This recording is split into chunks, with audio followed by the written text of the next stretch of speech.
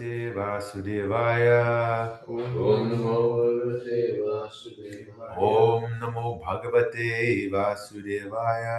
Om Namo Bhagavate Vasudevaya. Om Namo Bhagavate Vasudevaya. Om Namo Bhagavate Vasudevaya. Narayanam Namaskritya Naram Chaiva Narottamam Devim Saraswatim Vyasam Tato Jayamudiraye Shanvatam Swakata Krishna Punya Shravana Kirtana Yadatastam Yabadani Vidunoti Suhrit Satam Nashya Prayas Prabhadreshu Nityam Bhagavata Sevaya Bhagavati Tamashroke Bhakti Bhavati Naishtiki Grantara Srimad Bhagavatam Ki Jai. Krishna devotees, please accept my humble obeisances. Otherwise, praise be Jai Prabhu. And all the assembled devotees here and online as well. We shall read Srimad Bhagavatam, Canto 1, Chapter 17, Text 38. 1:17:38. Sutta Uvacha. Sutta Uvacha. Abhyartitastada tasme. Abhyartitastada tasmai. Sthanani kaliye dadhav. Sthanani kaliye dadhav. Dyutampanam striyasuna. Dyutampanam striyasuna. Yatra dharma shaturvidha. Yatra dharma shaturvidha. Sutta Uvacha. Sutta Uvacha. Abhyartitastada tasme. Abhyartitastada tasmai. Sthanani kalaye dadhav. Sthanani kaliye dadhav. Dyutampanam striyasuna. Dyutampanam striyasuna. Yatra dharma shaturvidha. Yatra dharma shaturvidha. Sutta Uvacha. Sutta Uvacha. Abhyartitastada tasme. Abhyartitastada tasmai. Sthanani kalaye dadhav. Sthanani kaliye dadhav. Dyutampanam striyasuna. Dyutampanam striyasuna. Yatra dharma shaturvidha. Yatra dharma shaturvidha. Sutta Uvacha. Abhyartitastada tasmai. Sthanani kalaye dadhav. Dyutampanam striyasuna. Yatra dharma shaturvidha. Sutta Uvacha. Sutta Uvacha. Abhyartitastada tasmai. Abhyartitastada tasmai. Sthanani kaliye dadhav. Sthanani kalaye dadhav. Dyutampanam striyasuna. Dyutampanam striyasuna. Yatra dharma shaturvidha. Yatra dharma shaturvidha. If you're joining online, Sachi Dulal, Prabhu, Bhakta Navid. Word meaning Sutta Uvacha. Sutta Uvacha. Sutta Goswami said. Sutta Goswami said. Abhyartitaha. Abhyartitaha. Thus being petitioned. Thus being petitioned. Tada. Tada. At that time. At that time. Tasmai. Tasmai. Unto him. Unto him. Sthanani. Sthanani. Places. Places. Kalaye. Kalaye. To the personality of Kali. Personality of Kali. Dadao. Gave him permission. Gave him permission. Yutam. Yutam. Gambling. Gambling. Panam. Panam. Drinking. Drinking. Striyaha. Striyaha. Illicit association with women. Illicit association. Suna. Suna. Animal slaughter. Animal slaughter. Yatra. Yatra. Wherever. Wherever. Adharma. Adharma. Sinful activities. Sinful activities. Chatubidha. Chatur. Four kinds of. Four kinds of. Translation and purport of His Divine Grace, A.C. Bhaktivedanta Swami Prabhupada Ki Jai. Sutta Goswami said, Maharaja Parikshit, thus being petitioned by the personality of Kali, gave him permission to reside in places where gambling, drinking, prostitution, and animal slaughter were performed. Purport: the basic principles of irreligiosity, such as pride, prostitution, intoxication, and falsehood, counteract the four principles of religion, namely austerity, cleanliness, mercy, and truthfulness. The personality of Kali was given permission to live in 4 places particularly mentioned by the king, namely the place of gambling, the place of prostitution, the place of drinking, and the place of animal slaughter. Srila Jiva Goswami directs that drinking against the principles of scriptures, such as the Sotramani Yajna, association with women outside marriage, and killing animals against the injunctions of scriptures are irreligious. In the Vedas, 2 different types of injunctions are there for the Pavritas, or those who are engaged in material enjoyment, and for the Nivritas, or those who are liberated from material bondage. The Vedic injunction for the Pavritas is to gradually regulate their activities towards the path of liberation. Therefore, for those who are in the lowest stage of ignorance and who indulge in wine, women, and flesh, drinking by performing Sotramani Yajna, association of women by marriage, and flesh eating by sacrifices are sometimes recommended. Such recommendations in the Vedic literature are meant for a particular class of men and not for all. But because they are injunctions of the Vedas for particular types of persons, such activities by the Pavritas are not considered adharma. One man's food may be poison for others. Similarly, what is recommended for those in the mode of ignorance may be poison for those in the mode of goodness. Srila Jiva Goswami Prabhu, therefore, affirms that recommendations in the scriptures for a certain class of men are never to be considered adharma or irreligious. But such activities are factually adharma, and they are never to be encouraged. The recommendations in the scriptures are not meant for the encouragement of such adharma, but for regulating the necessary adharma gradually toward the path of dharma.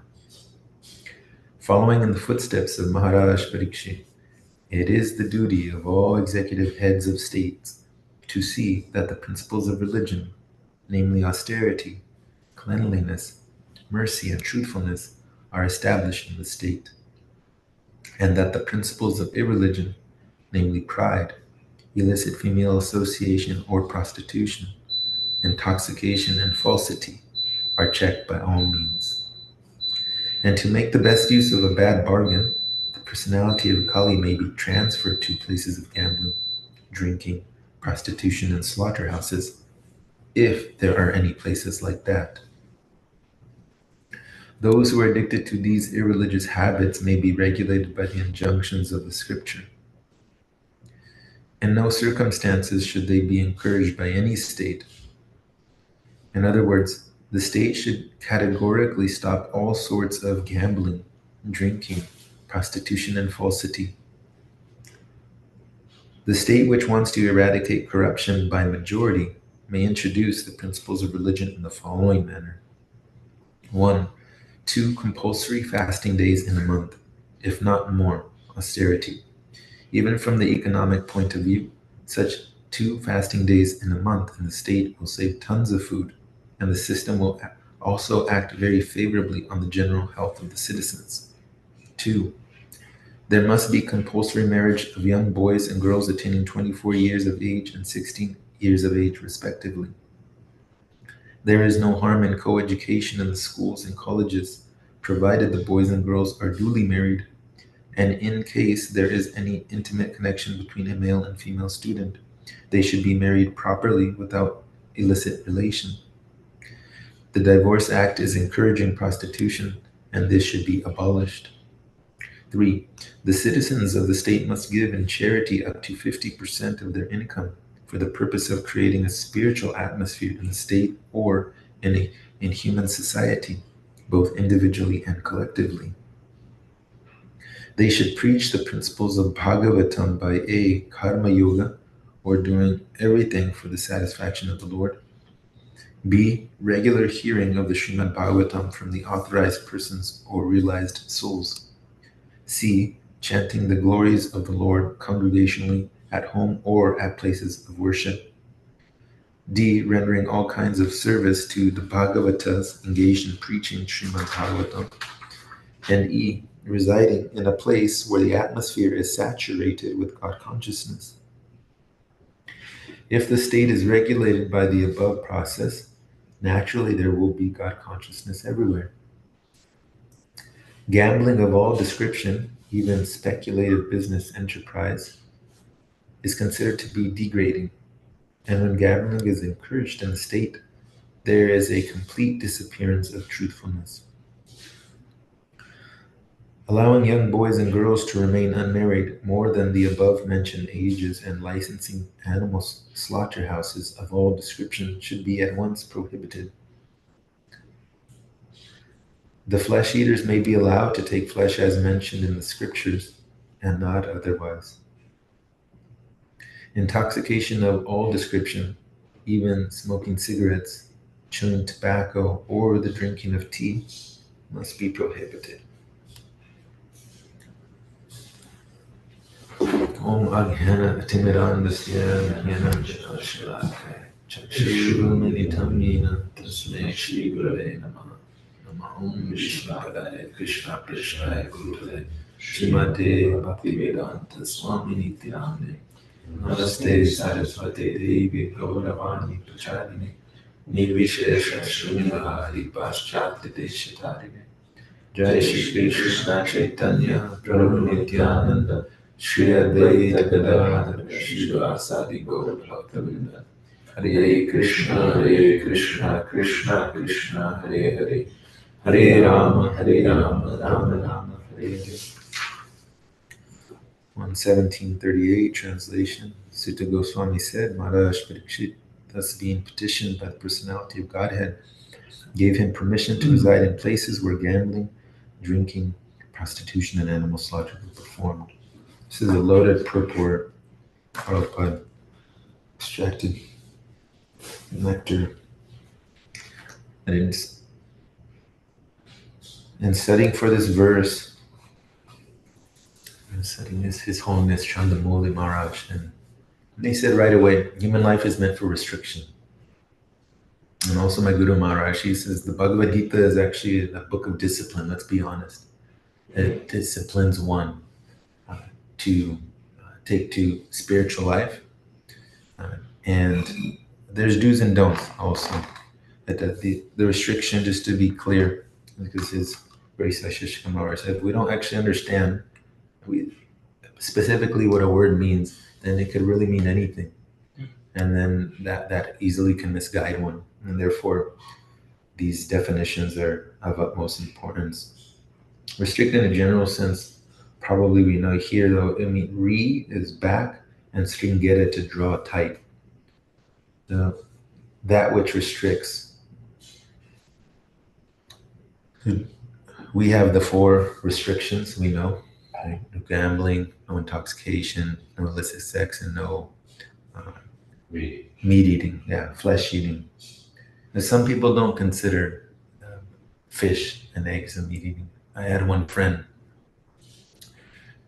some time ago, and he said, what about those eggs? They don't actually have blood in them. There's a certain point where the blood doesn't actually get infused to the egg. That's what I've heard, at least. He said that that's not eating meat.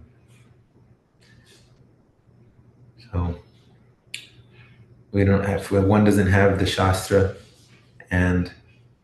or some sadhu, it's easy to misinterpret. Like it's not unlawful or against the scripture.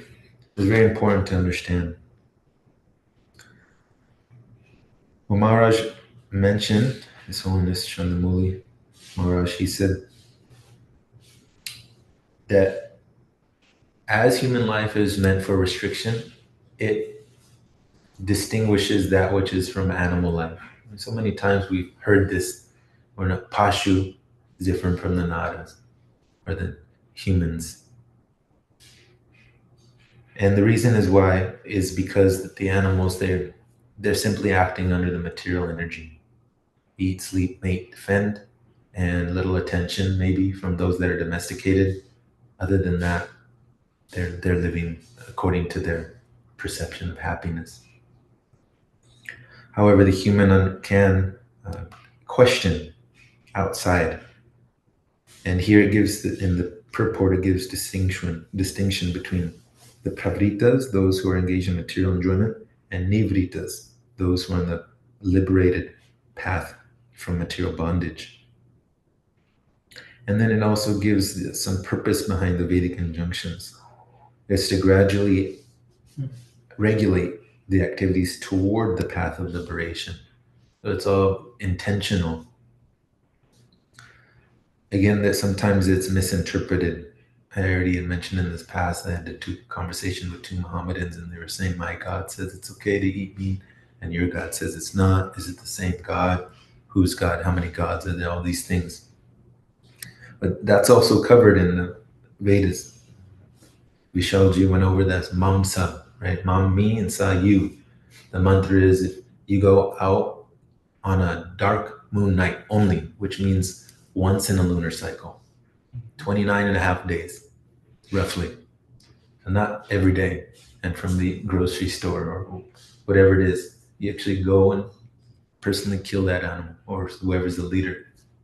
And that mamsa mantra is, perhaps it's a goat. You say, my dear goat, Mr. Goat, I'm going to kill and eat you. And in another life, you will kill and eat me. And this was echoed similarly with Srila Prabhupada, specifically regarding illicit connection. Prabhupada regulated that, said only once, without children, only once in a month. And then once there's pregnancy, none for 16 months. And then, according to His Holiness Chandramuli Maharaj, one disciple said, well, Prabhupada, then once in a month, and why even do it? And Prabhupada said, good boy, you understand. This is meant for regulation or a gradual weaning, just as a child is with the breast milk. It's gradually meant to wean them off. Even one of my own dear blood brothers, he drank milk for a long time. And he would, I was told he would stand behind a corner, and he was already maybe 4 or 5. And he would go to my mother like this, because he still wanted milk, spoiled. The idea, before that, you're supposed to wean them off. It's a restriction, or to string back very tightly. We'll move on now.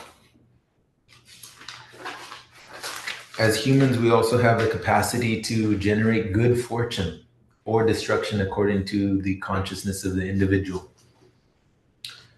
That's mentioned as indirectly mame vamsho and chitkana. Chitkana, consciousness, and kana, a fragmental particle. As such, we have an individual way in which we can participate in life. And it has a vritti, or a fluctuation or a rippling effect in the world. And sometimes I've heard those, they have the thought experiments where one is, I've heard it's done on water and plants also, where you just think badly towards that material element and it fizzles out quickly. It has this, it spoils or vanquishes faster. But if we're having loving thoughts toward water or plants, animals, then they respond real nicely. And they're saying in gardening that the best gardener or the best form of cultivation is the gardener's shadow. It means you have to be present, attentive, making sure they're in direct or indirect sunlight, however the plant is, giving them water, perhaps some nutrition when it's needed. They even do that nowadays. No soil, just nutrition. It's possible. I've seen. Now, this reminds me of His Grace Vashishika Maharaj's class, maybe a month ago now or so, about know what to pick up and what to leave behind.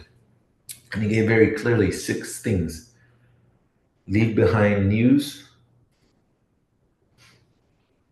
because it's just bad news, right? Different details, but the principle is the same. Due to misidentification with the body or lack of God consciousness, individuals act on blunt material sense enjoyment, concentrated or extended, and this is the cause. Ignorance of one's true identity. So, and then as His Grace Vijay Prabhu said, the good news channel. It only lasted 6 months and then they ran out of good news. The good news is scarce, the bad news is abundant. Therefore, either way, leave it behind. The second thing, scrolling. They call it doomsday scrolling. Maharaj mentioned it. His Grace Harivamsha Prabhu mentioned the doomsday scrolling. This is a big thing nowadays. Because really, I was just watching the other day, and I was out en route. One gentleman was sitting on the curb. It was not even 6:30 a.m. Cigarette in hand, cup of coffee on one side, and phone in the other hand. There's 3 forms of stimulation all in one go. And then I saw him quickly, he got up, turned off his phone, packed it, threw a cigarette, took his coffee, and just hurriedly walked away. This is a subtle way that we become overstimulated, and it doesn't help one's consciousness. It distracts. They're just forms of distraction, actually. So leave behind the scrolling. And 3, fault finding, apeshanam. Krishna tells that those who are the true sadhus are devoid of criticism. And then Maharaj, His Grace Vashishka Prabhu pick up Chad, right? Chapter a day. If we're following, we know it's chapter 10, Opulence of the Absolute, verses 1 through 21. And 2, Ja and Pa.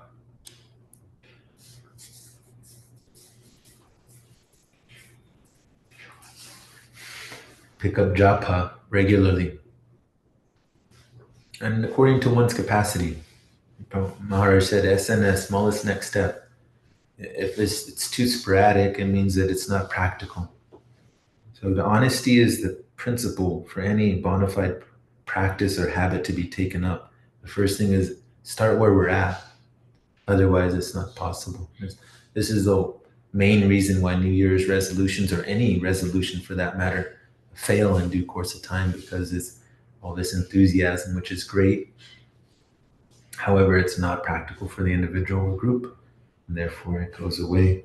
So be honest and just find out where I'm at, where I want to be, and make gradual VLC, voluntary life changes. And then SNS, smallest next step, consistency is key. And 3 is pick up some divine service, Maharaj said. Everyone's in service, and not everything is divine in that way. And therefore, understand a little bit with some intellectual deliberation what can actually be offered to Krishna and what cannot. I looked up, I'm transferring now to the 4 main points that Prabhupada made in this purport.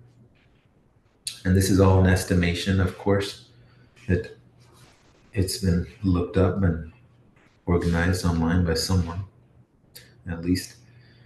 This is in regards to gambling.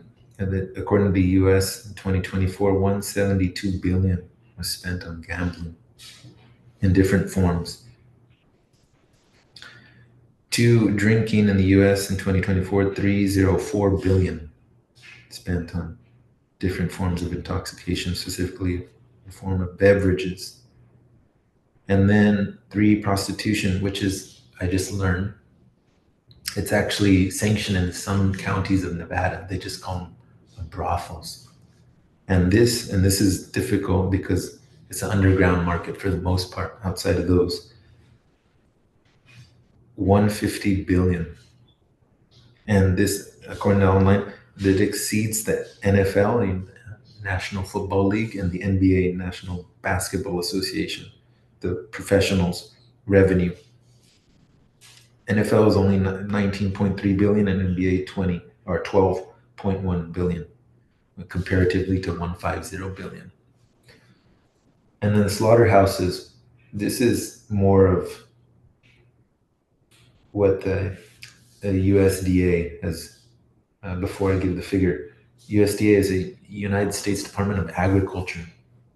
The agriculture was strictly used in terms of the land being tilled for crops, not for lots for animal slaughter.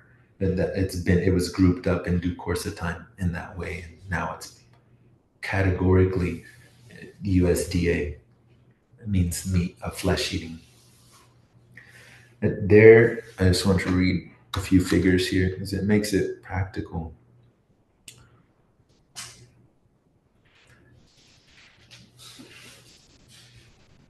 The USDA announced a $110 million investment in July to strengthen food supply chains and increase independent meat and poultry processing capacity. The local meat capacity grant program awarded 55 million, over almost 56 million in 2024. And then there's these called the subsidies. It just means a grant, a portion of finance is allotted to a certain group for continuing their activities. 38 billion annually subsidized to the meat and dairy industries, according to one source. We're putting a lot of money into these things, but very less into the spiritual cultivation of the human consciousness. And this is the reason why these 4 places were given to the personality of Kali, or Ādharma. And it's important to understand that it's different, as mentioned in this purport. One man's food may be poison for others. Similarly, what is recommended for those in the mode of ignorance may be poison for those in the mode of goodness. Srila Jiva Goswami Prabhu therefore affirms that recommendations in the scriptures for a certain class of men are never to be considered adharma or irreligious. But such activities are factually adharma, and they are never to be encouraged. As understand, every case has its specific context, and one might say, in regards to offering something to the hundi, some dakshina, 2 people are there. One person gives $1 million and the other person gives $100 only. You might think, well, this person's very frugal and this one's very generous. But the other person may only have $100 and they give everything they have. It's very relative.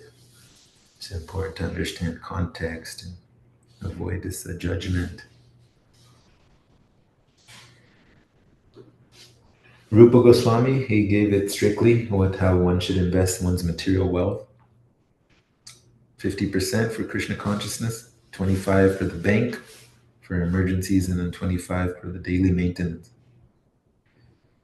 In the biblical terms, they call this tithing. When I was growing up in the church, we called it ofrenda. It means an offering. And here, tithing, actually, I looked it up. It literally means 1/10. So here, the definition was 1/10 tithe means 1/10 of annual produce or earnings, formerly taken as a tax to support the church and the clergy. Clergy is just an ordained group or body of people that can make religious decisions and activities. Another significant point Prabhupada makes here is marriage by 24 for the boy years and girl for 16. His Holiness Chandramoli Maharaj said that Prabhupada had 3 sisters. Is that correct? 3 sisters? No. He said 3. And that one of them by 12 hadn't become married. And that Srila Prabhupada's mother was very much in distress. My daughter's not married by the age of 12. And the father was saying, I'm doing the best I can, trying to arrange all this. Why? The reason for this is because generally speaking, the hormones start to act at that age. And then they want to pounce on things. That's what they want to do together. And therefore, because that's a natural nature or course of action for the average person, then the sacred marriage or matrimony is recommended and put in place. And Prabhupada gives those ages, 24 and 12.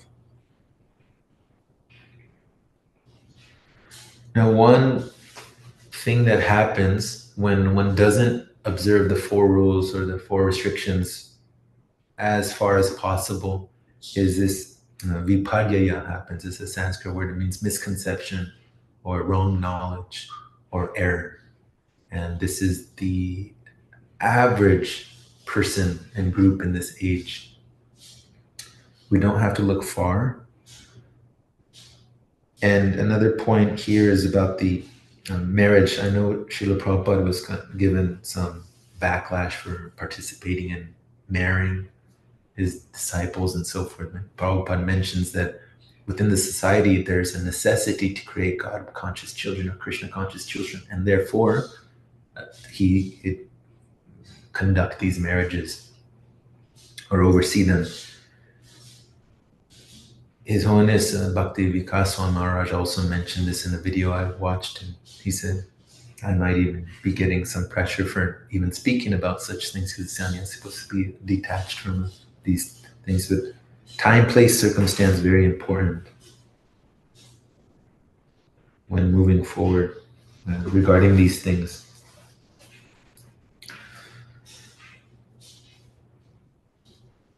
Prabhupada mentions about the co-ed, we call them ashrams over there, and here we just mean institutions for learning, that it's okay that if there's some connection or intimate connection, it should automatically be formalized and let them get married in that way.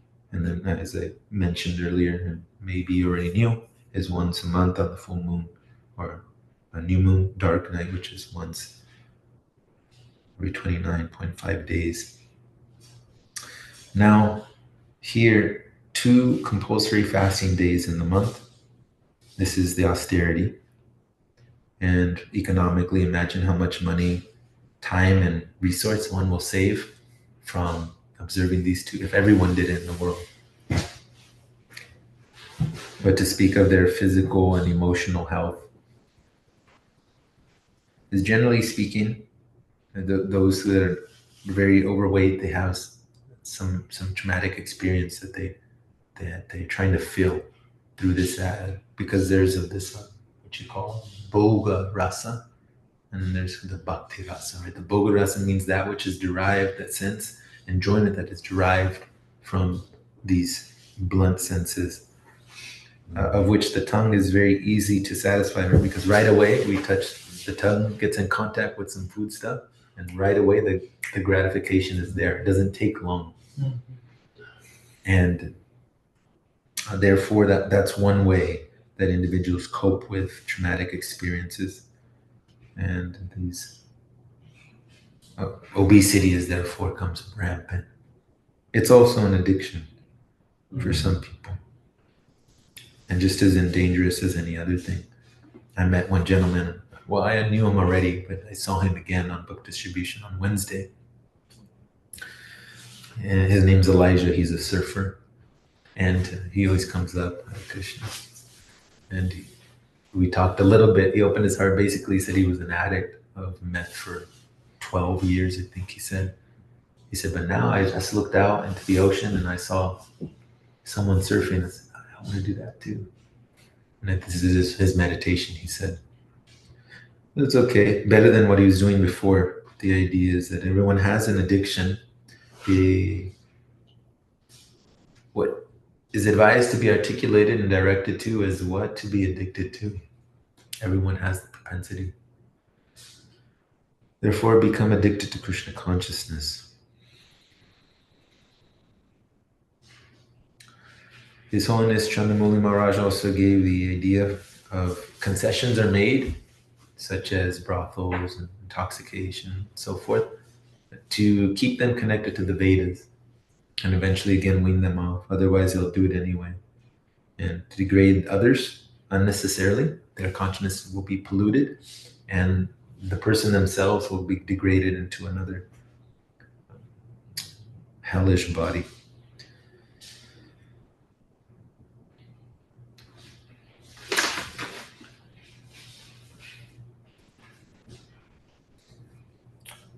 His Grace Vijay Prabhu mentioned this a while back about the austerity in regards to the it's the wealth of the Brahmanas, right? And therefore the Brahmanas look forward to these times because it's an opportunity to gain more attraction and attachment to the Supreme Personality of Godhead. And if maybe you have experience, when it comes times for service, if we're fixed up, our sadhana's all been arranged wholeheartedly in the morning, then they're very enthusiastic for the service and move a little faster, get a little happier to get all set up and everything. It's a very blissful time. The three things I'll end with and then summarize that His Holiness Chandamoli Maharaj gave is that these austerities, they clear the mind, they enrich the soul, and therefore give a better understanding of Krishna consciousness in philosophy and practice.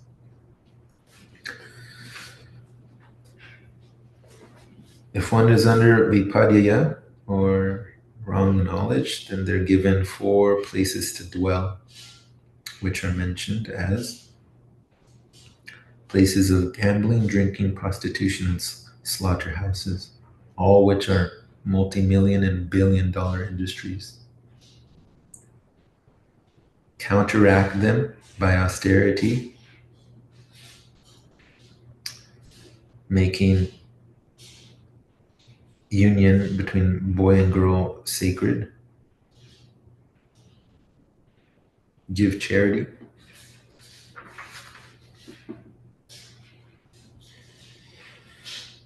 And so these few things will, just there's only 4 that will help to counteract the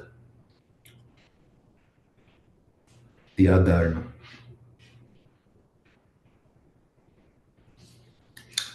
Hare Krishna, Krishna Krishna, Hare Hare, Hare Ram, Ram Ram, Hare Hare. Any questions, reflections, or friendly challenges? Pose them now if you wish. Online as well. Yes, bro. I want to share about, like Guru Maharaj was saying, that the Alcoholic Anonymous and all of these kind of programs, they all have religion in them, indebted to them. So whoever feel that they want to get de-addicted or get out of a certain addiction, they go to these anonymous groups and then they are preached to surrender to God so that their kind of addiction goes away as a side process. And similarly, some devotees have this thing called as the Bhakti Recovery Podcast, where they bring in some other devotees who have been struggling with substance abuse or anything like that to come and share their experience, how taking to the Krishna consciousness movement has transformed their lives. And then they also have a kind of 10 or 12 step process where I've heard a few podcasts Guru Maharaj was mentioning, and they speak about Bhagavad Gita and how that we have the Ashtakam, the fallen Ashtakam that was mentioned. They mention all of these things, and all of the verses they explain in depth, and then they slowly take them all the way up to getting de-addicted and following the 4 regulative principles, and then eventually becoming initiated devotees. So it's like a 12-step process, and then they try to handhold them and try to get them onto the next step towards initiation. So we also have that kind of backbone system set up, similar to AA, but AA is mostly Christian missionaries. But even the Krishna consciousness movement has something like that. Wow, so that's amazing. Yeah, I was thinking about that briefly because I was set up at downtown San Jose by the City Hall, the bus stop again. And there's this First Methodist church. They had Cocaine Anonymous. Coke, yeah. What if we did that in ISKCON? Could be very challenging, inviting all these drug addicts in. Now you have to really tend to them, as you say, handhold them. Anyone can turn their face to Krishna at any moment. Okay. Therefore, it's said in Bengali, as His Holiness Bhakti Vikas Maharaj, Hatakam Mukhanam. With the hands work, and with the mouth the name. This is the secret. Thank you. It's very hopeful, inspiring. Anyone else want to share online? You're welcome to speak up. Bhakti Piyush in there also, and Bhakti Tin, Hare Krishna.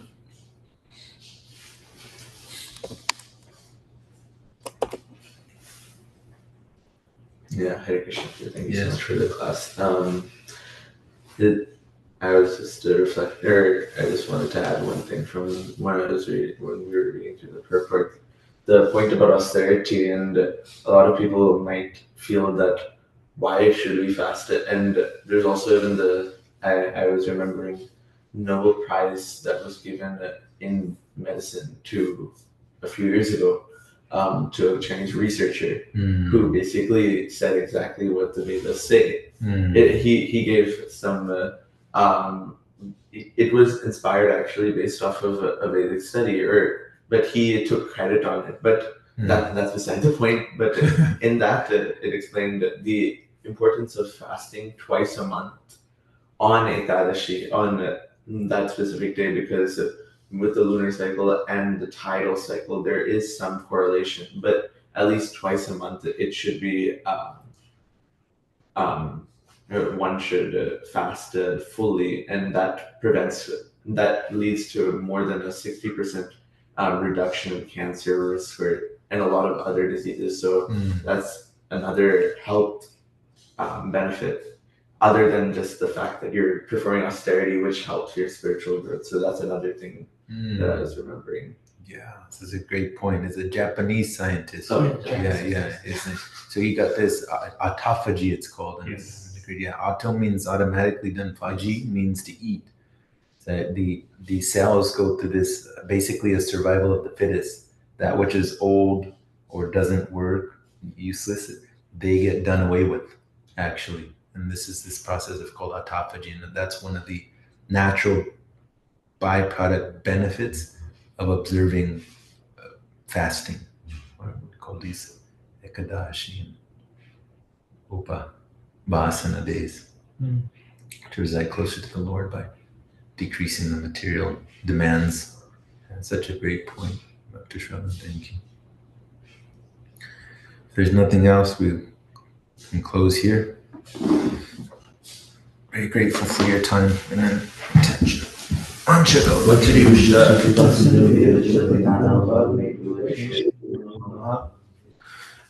Srimad Bhagavatam ki